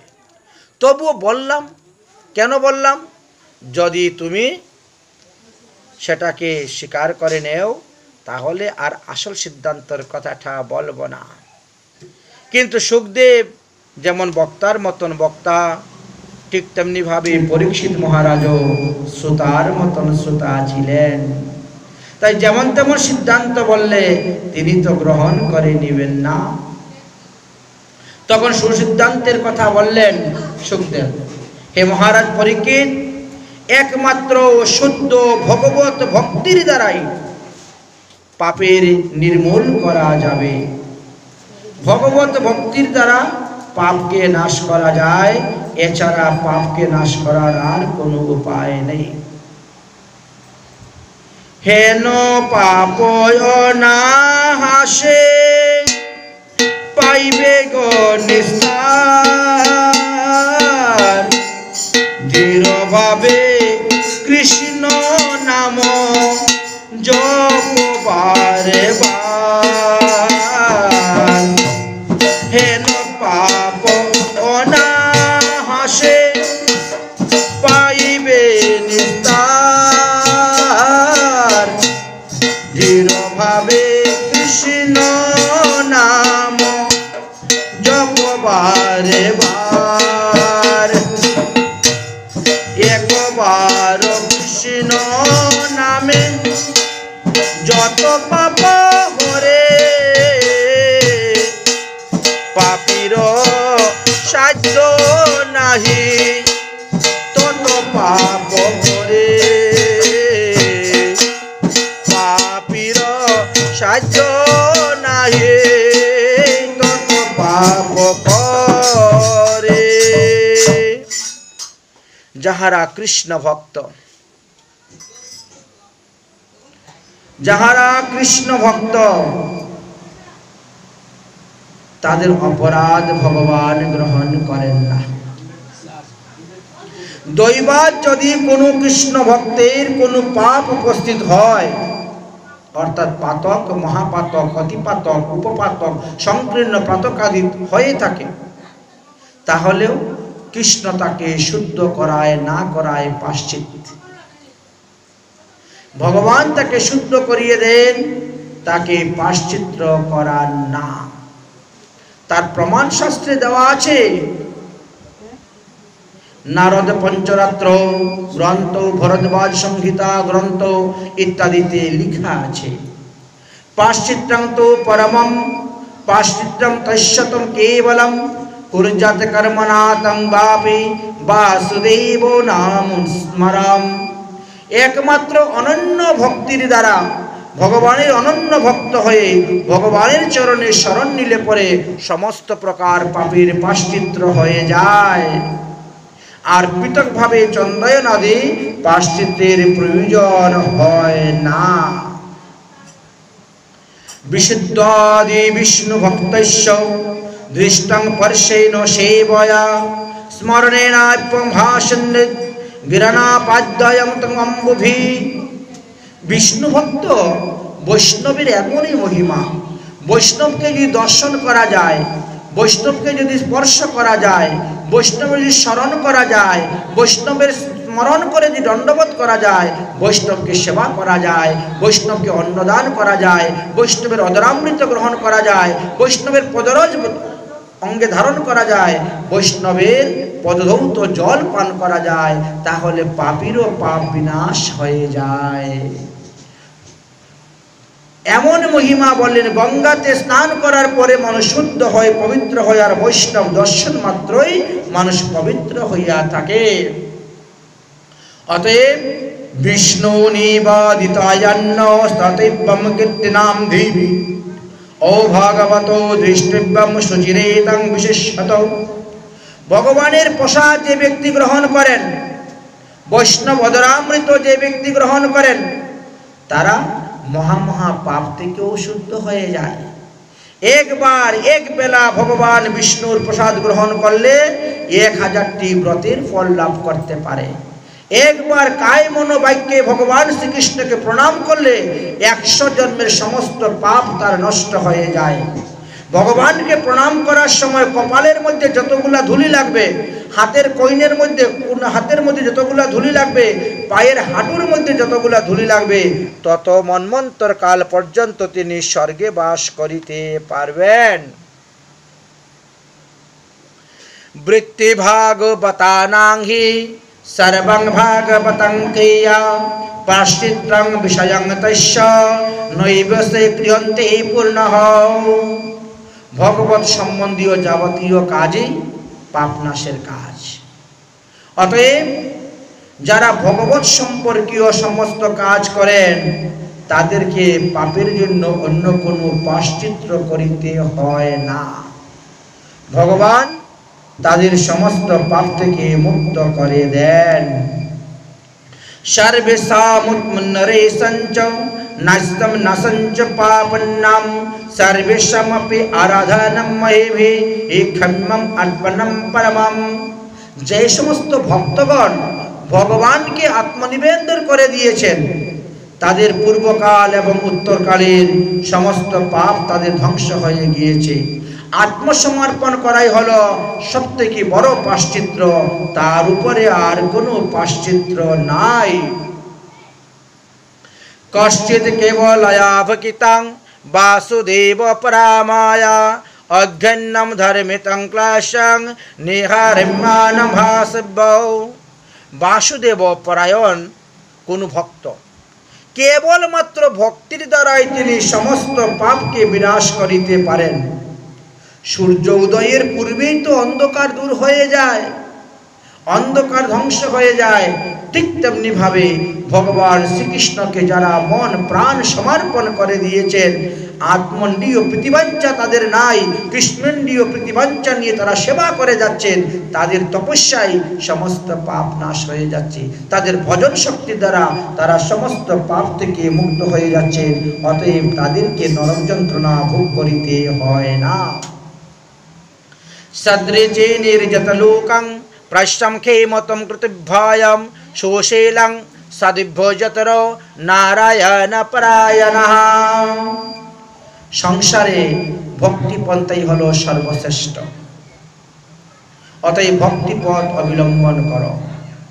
ভগবত পরায়ণ সুশীল মহাপুরুষগণই ভক্তি পথে অবস্থান করেন। সুতরাং ইহাতে কোনো প্রকার ভয়ের কারণ নাই, পতনের কারণ নাই, অমঙ্গলের কারণ নাই, নরক যন্ত্রণা ভোগের কারণ নাই। তাই সর্বশ্রেষ্ঠ রাস্তা হলো ভক্তিপথ। ভক্তিপথ অবলম্বন করে চলো, এটাই হলো সর্বশ্রেষ্ঠ। প্রাশ্চিত্রাণি চিত্রাণি প্রাশ্চিত্রাণি চ ঈর্ণানি পরায়ণম নারায়ণম পরামুখা ন বৃষ্ণন্তাম মৃতিং রাজেন সুরেশ্বম কুম্ভ বিপাপসগা। হে মহারাজ পরীক্ষিত, যেমন গঙ্গা জল, গঙ্গার জলে যদি কেউ মদের পাত্র ফেলে দেয় সেটা কিন্তু শুদ্ধ হয় না।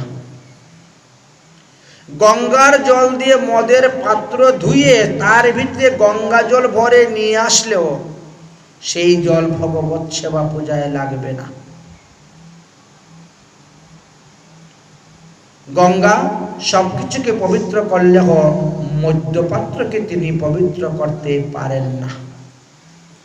সেই রূপে পাশ্চাত্য অনুষ্ঠানের দ্বারা ভক্তিহীন ব্যক্তিগণের পবিত্র হইতে পারে না, যাদের হৃদয়ে ভক্তি নাই।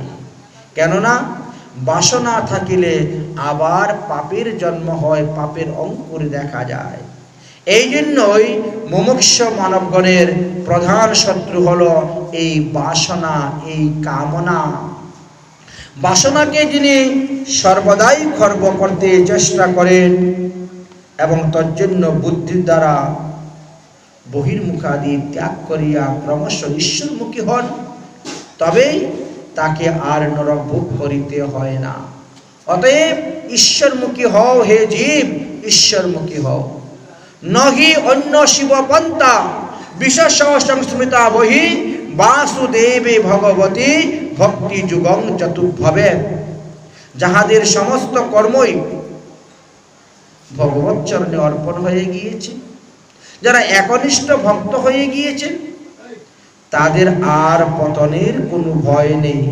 কারণ ভগবানের চরণটি হলো অভয় চরণ, যে চরণে শরণ নিলে আর কোনো পতনের ভয় থাকে না। অতএব হে রাজন, মনকে আগে একাগ্র করো, মনের মধ্যে বিশ্বাস আনো, মনকে ভগবানের চরণে অর্পণ করো। 16 আনা মন ভগবানকে দান করে দাও। হে রাজন, তুমি নিজের প্রাণ ভগবানকে অর্পণ করো, তবেই তোমার পাপের বাসনা চলে যাবে। যে ভগবান নারায়ণ নিজ প্রাণ অর্পণ, যারা ভগবানকে নিজ প্রাণ অর্পণ করে দিয়েছেন, নারায়ণী মন্ত্রাদি জপ করে যাচ্ছেন, ভগবান পরমেশ্বর শ্রীকৃষ্ণের ভজন করে যাচ্ছেন, তাদের তো সমস্ত পাপ তাপ অপরাধ বিনাশ হয়ে গিয়েছে। তাদেরকে পুনরায় পৃথিবীতে এসে আর মাতৃগর্ভে জন্মগ্রহণ করিতে হয় না। যদি মানবকে তুমি পবিত্র করতে চাও, তাহলে চক্ষুর মধ্যে ভগবানের রূপটাকে বসিয়ে দাও। পঞ্চ কর্মেন্দ্রিয়, পঞ্চ জ্ঞানেন্দ্রিয়, মন বুদ্ধি চিত্ত আর অহংকার, এই 14টি পরমাত্মাতে সমর্পণ করিয়া ধ্যান করো, অর্চন করো, তার নাম করো, তার জপ করো, তাহলে তোমাকে কখনো নরকে যেতে হবে না। প্রতিদিন ঠাকুরের নিয়মিত সেবা করো, নিয়মিত হরিনাম জপ করো, নিয়মিত তিলক সন্ধ্যাদি করো, তাহলে দেখবে তোমার সাধনের দ্বারা, তোমার ভজনের দ্বারা তোমার পূর্ব জন্মের সমস্ত পাপ ও রাশি সব দগ্ধ হয়ে গিয়েছে, সমস্ত দগ্ধ হয়ে গিয়েছে। নাহম বেদ তপস্যান দানেন ন চ ইজ্জয়া বেদ পাঠ তপস্যা দানং যজ্ঞং পিত্তয়।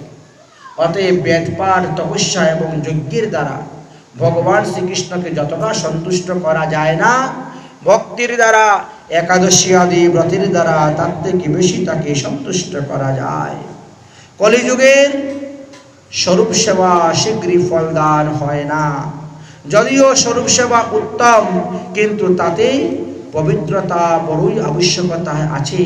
কলিযুগের মানুষ সর্বদা পবিত্র থাকতে পারে না, পবিত্র দ্রব্য তারা পায় না। অতএব কলিযুগের নাম সেবাই মুখ্য হইয়াছে। তাই সকলেই হরিনাম সংকীর্তন করিয়া থাকেন। এই হরিনাম সংকীর্তনের দ্বারাই জীব পাপ মুক্ত হইবেন। সর্ব পাপ প্রশমনম, সর্ব উপদ্রব নাশনম, সর্ব দুঃখ ক্ষয়কারম হরিনামানুকীর্তনম। হরিনাম সংকীর্তনের দ্বারাই সর্বপাপ ধ্বংস হয়ে যাবে, সর্ববিঘ্ন নাশ হয়ে যাবে এবং সর্ব দুঃখ দূর হয়ে যাবে। অতএব তুমি হরিনাম করো। সর্বত্র সর্বকালেষু যেয়পি কুর্বন্তি পাতকো নাম সংকীর্তনো কৃত্বা যান্তি বিষ্ণু পরম পদম। সর্বত্র, সর্ব অবস্থায়, সর্বসময়ে যাহারা শুধু পাপাচরণেই করে যাচ্ছেন, অথচ ভগবানের নাম সংকীর্তন তারা করে যাচ্ছে, তাহলে বিষ্ণুর পরমপদ নামই তাদেরকে উদ্ধার করে দিবেন। যথা একতঞ্চামি যতনামি কীর্তয়েদ বাসুদেব্যে অপি বা পাপিনো অপি শুদ্ধায়াম শুদ্ধং শুদ্ধং মুক্ষণম বাপ্নুয়াম। যে সমস্ত পাপীগণ ভগবানের নাম সংকীর্তন শ্রবণ করতেছেন, ভগবানের নাম সংকীর্তন কীর্তন করতেছেন, এই নাম সংকীর্তন শ্রবণের দ্বারা, কীর্তনের দ্বারা তারাও পাপ থেকে মুক্ত হয়ে যান। ইহাতে বিন্দুমাত্র সন্দেহ নেই। নাম্নয়স্ত যাবতিং সকৃতিং পাপনির্হানম হরেঃ তাবৎ কৃত্যানুকৃষ্ণোতি পাতকং পাতকে জানাঃ। পাপ হরণ করিতে হরিনামের মধ্যে যেই প্রকারের শক্তি আছে, পাপীগণ তো সেই পরিমাণে পাপ করতে পারেই না। তাই তো ভগবান সম্মুখে বলে গিয়েছেন, মম নমানি লোকয়াস্মিন শ্রদ্ধায়ামি যত কীর্তয়েদ তস্য অপরাধং কোটি ক্ষমস্যভ্যো ন সংশয়াৎ। ভগবান বলছেন, এই সংসারে যে সমস্ত ব্যক্তিগণ শ্রদ্ধাপূর্বক আমার নাম সংকীর্তন করেন, আমি তাদেরকে কোটি কোটি অপরাধ, কোটি কোটি পাপ থেকে মুক্ত করে দেই, ক্ষমা করে দেই, এতে বিন্দুমাত্র সন্দেহ নাই। সকৃতম মন কৃষ্ণং পাদং বন্দিতম নির্বিশেষম তদ গুণরাশিন বৈর্হি নতো জামং পাপ নির্বৃত্তা তদিষ্ঠানম স্বপ্নে অপি পশ্যন্তি হি চির্ণৌনি কৃত্বাঃ। যাহারা ভগবান কৃষ্ণের পাদারবিন্দে মন, প্রাণ, তন, মন, ধন সব অর্পণ করে দিয়েছেন, তাহারা যম অথবা যমের অনুচরকে কখনো স্বপ্নেও দর্শন করবে না। তাহারা গুণানুবাদ শ্রবণের রুচি যাদের মধ্যে হয়েছে, ভগবানের নাম শ্রবণ কীর্তনের দ্বারাই সমস্ত পাপ থেকে মুক্ত হয়ে তারা চিত্তশুদ্ধি হয়ে যায়। এই জন্য তাদেরকে আর নরকে যেতে হয় না। হে রাজন, এই প্রসঙ্গে একটি ইতিহাস শুনিয়াছি, যাহাতে বিষ্ণুদূত এবং যমদূতের সংবাদ ছিল, যার নাম অজামিল চরিত্র বলা হয়েছে।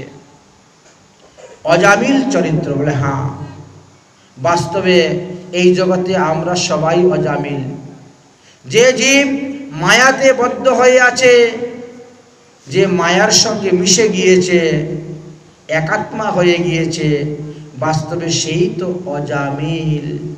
অজা বলতে এখানে মায়া, মায়াতে যারা ফেসে গিয়েছে তারাই তো অজামিল, অথবা অজর অনয়া সহিত মিলিতি সে অজামিল। অতএব এই মায়ার সঙ্গে আমরা বাস করছি বলে আমরা অজামিল। এই অজামিল কান্যকুব্জীয় ব্রাহ্মণ ছিলেন, সত্যযুগের ঘটনা। সেই যুগেতে কোনো লোক পাপাচরণ করত না, কিন্তু তিনি হয়েছিলেন ঘোর পাপী। নিজের বিবাহিত স্ত্রীকে পরিত্যাগ করে, মাতা পিতাকে পরিত্যাগ করে পুত্রকন্যাকে পরিত্যাগ করে এক বেশ্যার সঙ্গেতে তিনি রত হয়ে গিয়েছিলেন এবং বেশ্যার সঙ্গে থাকতে থাকতে বেশ্যার গর্ভেতে তিনি 9টি সন্তান জন্ম দিয়েছিলেন। শাস্ত্রে বলছে একটি সন্তান যদি কেউ জন্ম দেয় তাহলে যতদিন চন্দ্র সূর্য ততদিন নরক ভোগ করতে হবে। যার 9টি সন্তান জন্ম হয়েছে কি অবস্থা হবে। ভগবান বড় চিন্তার মধ্যে পড়ে গেলেন যে এই সত্য যুগে সবাই চারিপদ ধর্ম, তার মধ্যে এত বড় অধার্মিক অজামিল এসে গেল, কি করা যায়। দেবর্ষি নারদ বললেন, যদিও এই যুগে আপনার নামের মহিমা নাই, তথাপিও আমরা দেখব চেষ্টা করে আপনার নামের মহিমা প্রচার করতে। আপনার নামের দ্বারা যদি এই পাপী উদ্ধার হয়ে যায় তাহলে নামের মহিমাটা আরো বেশি বেড়ে যাবে। তাই তো নামের মহিমা বাড়ানোর জন্যই দেবর্ষি নারদ সাধুবেশ ধারণ করলেন। বেশ কিছু তীর্থযাত্রীরা যাচ্ছেন, তাদের সঙ্গে ঘুরতে ঘুরতে অজামিলের বাড়িতে গিয়ে উপস্থিত হয়েছিলেন। অজামিলের বাড়িতে উপস্থিত হয়েছিলেন, কিন্তু অজামিলের স্ত্রী সে মহাবেশ্যা হলেও সাধুদের কাছে তিনি সত্য কথা বলে দিলেন। বাবা, আপনারা তো এসেছেন, কিন্তু আপনাদেরকে এক গ্লাস জল দেওয়ার মতন যোগ্যতা আমার নেই, কারণ আমি একজন মহাবেশ্যা। আমাদের ঘরে থাকার মতন কোনো জায়গা নেই, কারণ মদ, মাংস, পেঁয়াজ, রসুন সব ভর্তি। অতএব আপনারা যখন এসেছেন গাছতলায় অবস্থান করুন। যাই হোক, সেবার ব্যবস্থা করেছিলেন, সেবা করেছিলেন। তাই চিন্তা করলেন, যদি কোনো গৃহস্থের এক মুষ্টি অন্ন গ্রহণ করা যায় আর যদি তার কোনো উপকার করা না যায় তাহলে তার কাছে ঋণী হওয়া যায়।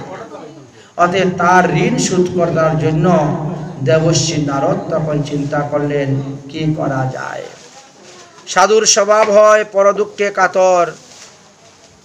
তাই তিনি অজামিলকে উদ্ধার করার জন্য তিনি বললেন যে, হে অজামিল, তোমার স্ত্রীকে দেখে মনে হচ্ছে তিনি গর্ভবতী এবং তিনি একটি পুত্র সন্তান প্রসব করবেন। তবে এইবার যে তোমার সন্তান হবে তার নাম রাখবে তুমি নারায়ণ। অজামিল বললেন, আমার পুত্রের নাম নারায়ণ রাখলে তোমাদের কি লাভ? দেবর্ষি নারদ বললেন, দেখো, আমার ইষ্টদেবের নাম হলো নারায়ণ। যদি কেউ আমার ইষ্টদেবের নাম অনুসারে কীর্তন করে তাহলে আমি বড় সন্তুষ্ট হই, প্রসন্ন হই। তাই তোমাকে বলে গেলাম বাবা। ঠিক আছে, ঠিক আছে, আমি এইবার যদি পুত্র সন্তান হয় তাহলে তার নাম নারায়ণই রাখব। দেবর্ষি নারদ চলে গেলেন। তারপরে পুত্র সন্তান হলো, পুত্রের নাম তিনি নারায়ণ রাখলেন। এখনো পরমায়ু আরো 20 বৎসর বাকি আছে, কিন্তু তার মধ্যে একদিন অজামিল অসুস্থ হয়ে পড়ে গেলেন। যেমন জ্বর, সর্দি, বিভিন্ন রোগ সুখ ব্যাধিত হই, অসুস্থ অবস্থায় যখন বিছনায় শয্যাশায়ী হয়েছেন তখন দেখতেছেন মহাভয়ঙ্কর উগ্র রূপধারী 4 জন যমের দূত তিনার কাছে চলে এসেছে। আমরা বলি আয়ু থাকতে লোক মরে না, মরে। আয়ু থাকতেও লোক মরে। প্রদীপের মধ্যে তেল থাকলেও প্রদীপ নিভে যায়, ঠিক তেমনি ভাবে আয়ু থাকতেও লোক মারা যায়, দেখতে পেয়েছি। যাই হোক, এবার কি হলো,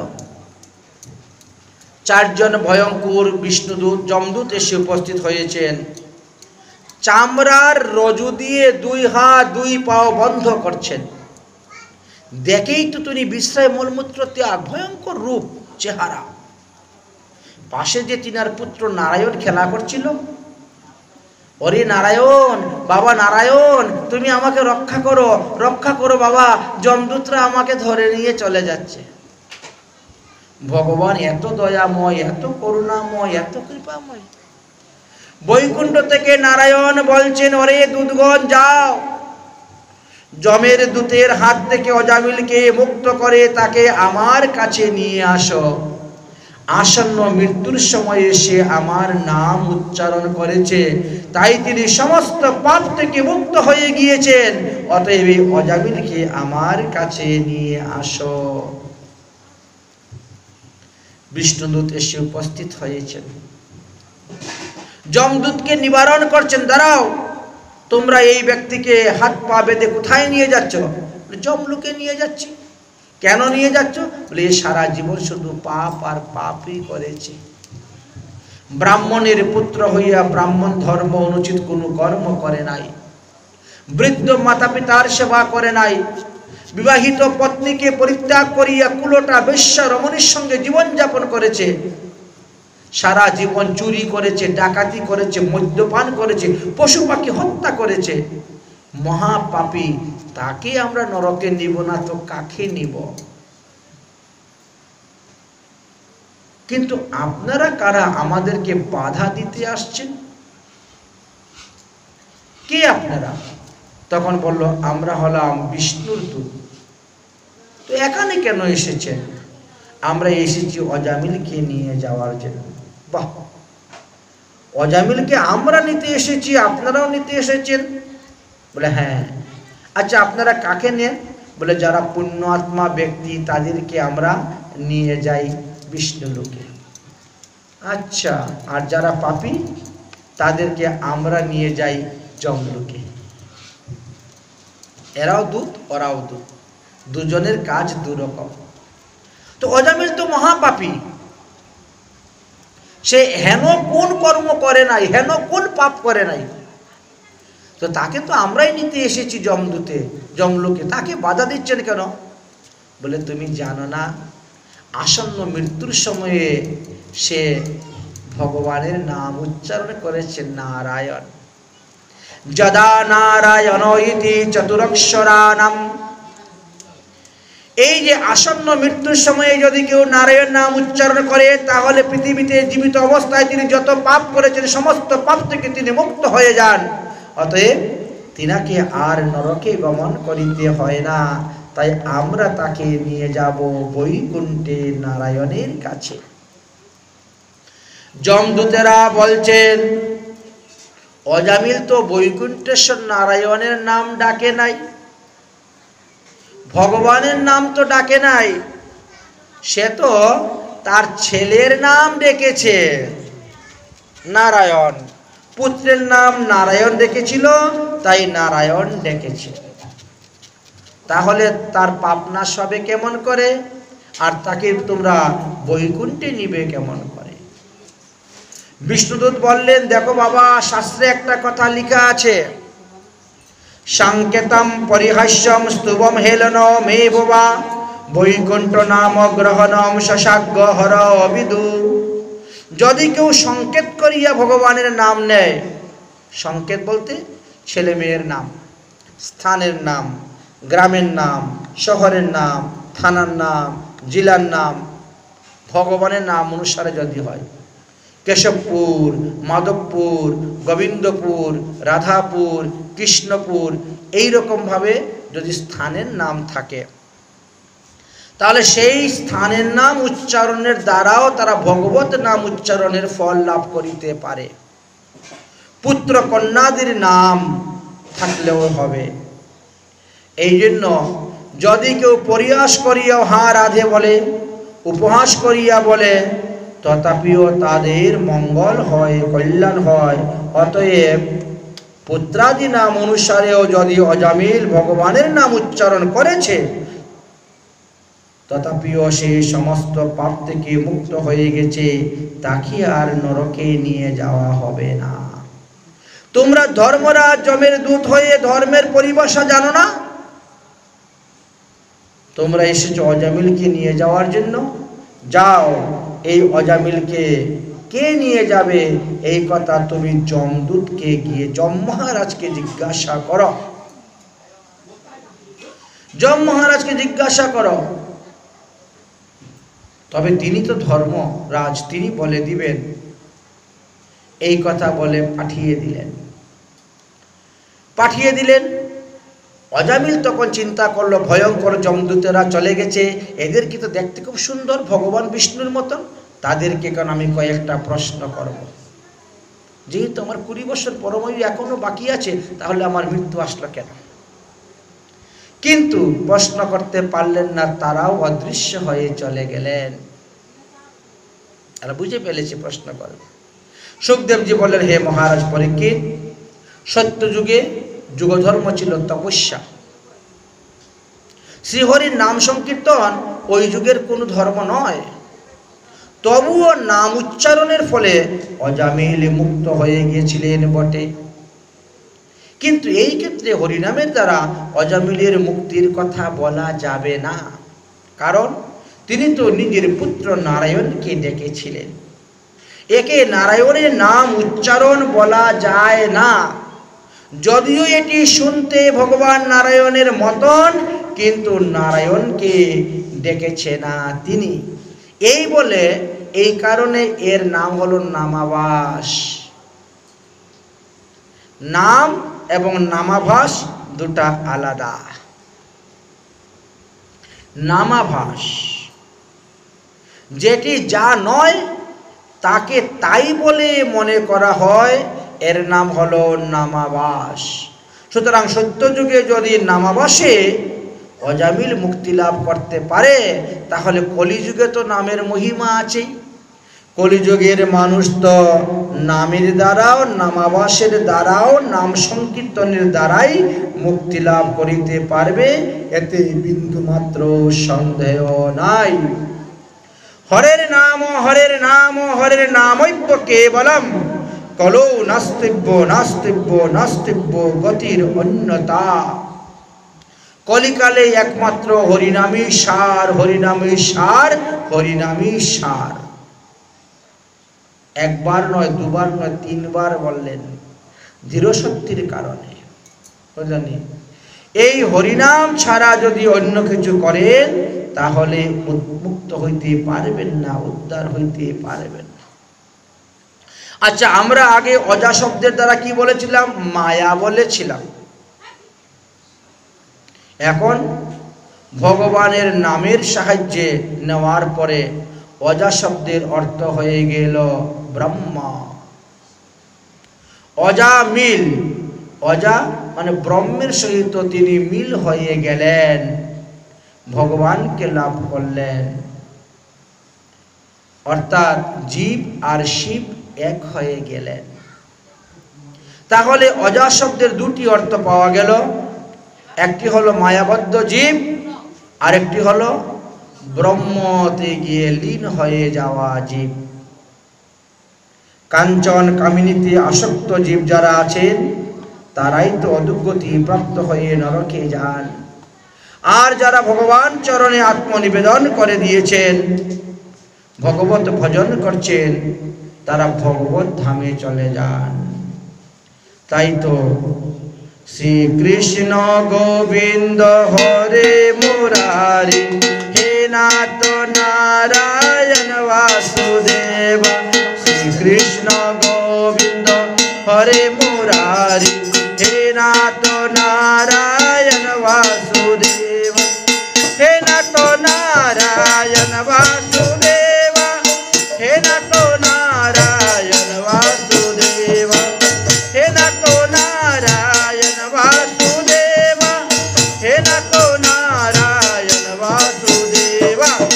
শ্রীকৃষ্ণ গোবিন্দ হরে মুরারি, হে নাথ নারায়ণ বাসুদেব। কৃষ্ণ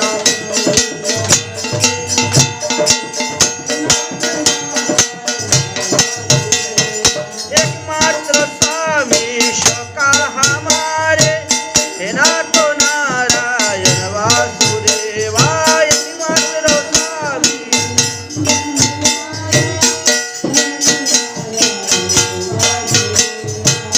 कृष्ण गोविंद हरे मुरारी, हे नाथ नारायण वासुदेव।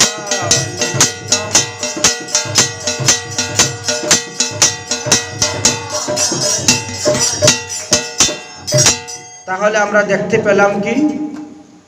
म्रियमानं हरिनाम गृह्णं पुत्रपाचारितं अजामिल अपि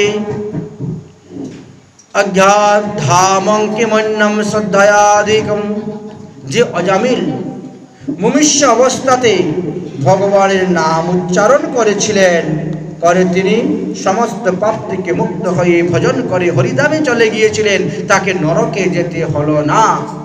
তার দ্বারা প্রমাণিত হয়ে গেল আমরা যে সমস্ত পাপ করে যাচ্ছি, যদি মৃত্যুর পূর্বে পাপের প্রায়শ্চিত্ত করে ফেলতে পারি, তাহলে আমাদেরকেও আর নরকে যেতে হবে না। জপতো হরি নামানি স্থানো সনাগতা গুণাধিকম আত্মানং চ পশ্যতানম চ তং জৈবনম সুতম পুণ্যতে। বললেন উচ্চস্বরে হরিনাম করলে কি হয়? নিজেও উদ্ধার হইবেন, আর যারা যারা হরিনাম শ্রবণ করতেছেন তারাও সব উদ্ধার হয়ে যাবে। কারণ জিহ্বা পাইলেও পশু পাখি কীট পতঙ্গ তারা তো বলতে পারে না, তাই তারা শুনলে পরে উদ্ধার হয়। এর জন্য উচ্চস্বরে হরিনাম বলে পশু পাখি কীট পতঙ্গ বলিতে না পারে, শুনিলে হরি নাম তারা সব করে। জপিলে শ্রী কৃষ্ণ নাম আপনি সে তোরে, উচ্চ সংকীর্তন হয় পর উপকারে। উচ্চ সংকীর্তন হয় পর উপকারে। এত এব উচ্চ করি সংকীর্তন করিলে শতগুণ ফল হয় সর্বশাস্ত্রে বলে। শতগুণ ফল হয় সর্বশাস্ত্রে বলে। তাই বলছেন উচ্চ করে হরিনাম সংকীর্তন করবেন। জপিলে সে হরিনাম আপনি সে তরে, উচ্চ সংকীর্তন হয় বড় উপকারে। এই হরিনাম সর্বদা জপ করা যাবে, সর্ব অবস্থায় জপ করা যাবে, সর্বকালে জপ করা যাবে। এটা মহাপ্রভু বিধান দিয়ে গিয়েছেন। খাইতে সহিতে যে আর খাইতে সহিতে নাম যথা তোতা লয়, দেশ কাল নিয়ম নাহি সর্বসিদ্ধি হয়। দেশ কাল নিয়ম নাহি সর্বসিদ্ধি হয়। তাই সর্ব অবস্থায় নাম নিবেন। ন দেশ নিয়মং রাজনম ন কালম নিয়মস্ততা ন বিদ্যতে সন্দেহ বিষ্ণু নামানু কীর্তনম। বললেন কি, যে অবস্থায় থাকেন, যখন থাকেন, যেখানে থাকেন, সেইখানেই আপনি ভগবানের নাম নিবেন। যখন তখন দিন রাত 24 ঘন্টার নাম, কোনো নিষেধ নাই। এই জন্য তো মহাজন বললেন জিস দেশ মে জিস ভেষ মে পরিবেশ মে রহো, রাধা রমন রাধে রাধে কো, রাধা রমন রাধে রাধে কো। जिस काम में जिस धाम में रहो, जिस काम में जिस धाम में जिस ग्राम में रहो,